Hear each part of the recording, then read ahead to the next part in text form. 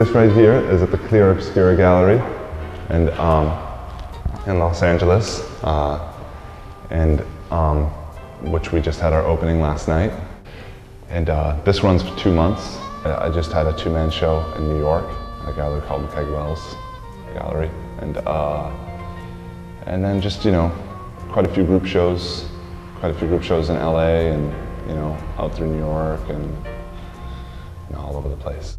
This is What Lies Beyond, and it's just kind of the whole painting stemmed from the whole idea of choices, the person fleeing from something to go move on, to go to something else, and decisions between the whole factor of, you know, should I go this way, should I go that way, and one door is open, you know, or is it? The majority of my work is pretty much based off of, I'm a big fan and I collect vintage photos of, like, you know, 1800s. So most of the children in my work, pretty much all the children of my work is from photographs that I've collected and, you know, reference from that. Children is what I'm really just, you know, inspired by to paint because of the whole innocence. And the women, I'm not really overly that quite sure. I like older women. This is actually a painting of my fiance, because she, you know, she's pretty much my muse, and I, you know, paint her all the time. So she's really the only one, other than the exception of another model friend that I have that, you know, her name's Apnea, so I paint her as well. But that's Padilla. I started drawing first at a, you know, younger age, and always have been into art and stuff like that. And then that grew from my background is pretty much horror stuff and comic book stuff. I was drawing in class, yeah. I was drawing on the table, the books, the chairs, whatever I could get my hands on, you know. Sometimes paper. My thing in school was actually, there was a point where there was certain teachers that actually embraced me being able to draw in class. Oh, what age? It was probably junior high. I had a teacher like that, and even in grammar school and stuff like that, because of the factor of that. With me, I had a learning disability growing up, so well, you know, I still do now. But teachers found when I drew in class, I listened a lot better to what was going on around me and stuff like that, so I could focus a lot much more on the lessons being taught. If it was a class where I wasn't having to, it was just a lecture or something like that, some of those teachers just let me do it because they knew that I would come out of it knowing, you know, a lot much more than, you know, if I was just there trying to sit there and pay attention. So, you know, yeah, it's right on, it's right on. So I started with acrylic, and then I did acrylic for a couple of years, probably like, I don't know, like maybe like 3 years. I think it's really great to start off with acrylic because that's just a whole nother world on its own. And because you're dealing with like speed of paint drying, and it's just a whole nother medium in itself. The beautiful part about oil is that there's this control there that is like, you have to kind of respect the paint. Red needs respect, you know? And it's this thing where the most beautiful part about oil is when you pour that paint out of the tube, the color that comes out of that tube wet is the color that it dries, where painting in acrylic, it always dries like a shade or 2 shades darker than what the actual color is when it first comes out. And with oils too, you know, it's just endless. You can work oils to death where it's because it's, you know, certain colors will stay wet for weeks depending on how much.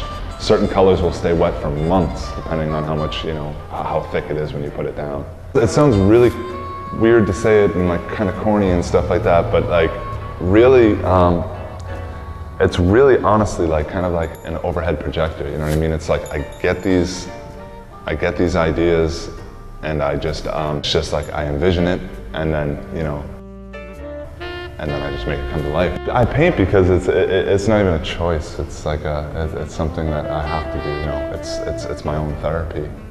One of my, you know, favorite things is just for people to kind of, you know, get their. I love hearing what other people get from my work. It's nice to hear what other people have to say about it. I think the most difficult thing that people sometimes get from me is that. Because of the work, a lot of people sometimes think that the work is so dark and stuff like that, and then they meet me, and then they see my image, and they think even as much so. Because actually, usually when people have the chance to speak with me, they find out that I'm actually a really positive person, and, you know, I'm really not dark at all.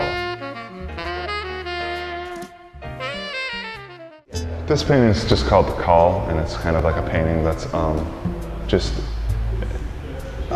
it's just kind of a painting that has a lot of, there's really no deep meaning behind it, you know? It's just a painting left up to like the finding of something. This is a painting called Princess of Movement, and the idea behind this painting is in the factor of doing the impossible. So it has to do with the factor of that, you know, it's kind of a situation where somebody swinging on a swing in the condition that they're in would not be able to do that, you know, where this is kind of like, I can do anything. There's nothing going to hold me back. This painting is a painting that's funny because it's viewed to be very, very dark, but it's actually not supposed to be really a dark image at all. It's called maintenance, and it's about, you know, having so much going on within your head that you need to kind of get it like released and get it fixed. So, you know, it's about fixing something. Even though it's, you know, it might not be looked that way. There's a painting called Speak, and the whole idea of this painting was, you know, kind of in that factor of being a child and like, you know, where somebody's always feeling like you're talking out of line or saying things when you shouldn't be saying them and stuff like that. So it has to deal with that whole factor of being quiet and, you know. Right. Your frames are real elegant. Oh, thanks, man.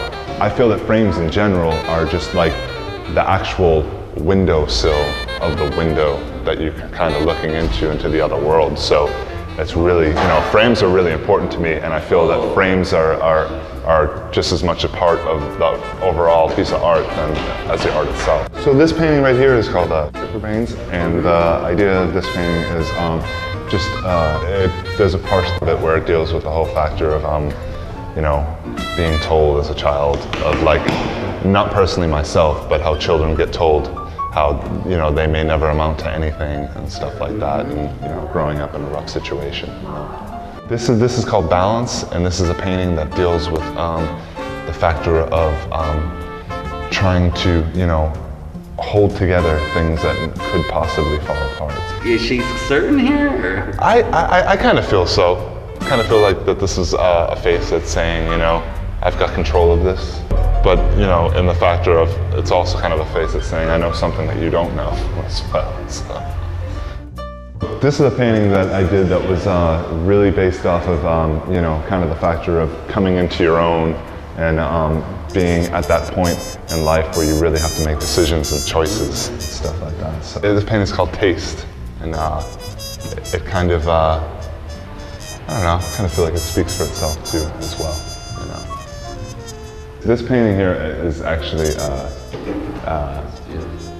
this painting has a really actually deep meaning that, you know, it's something that's really personal to me. So I don't tell people what the meaning behind this painting is, but it's called Little Secret. So the Little Secret. So.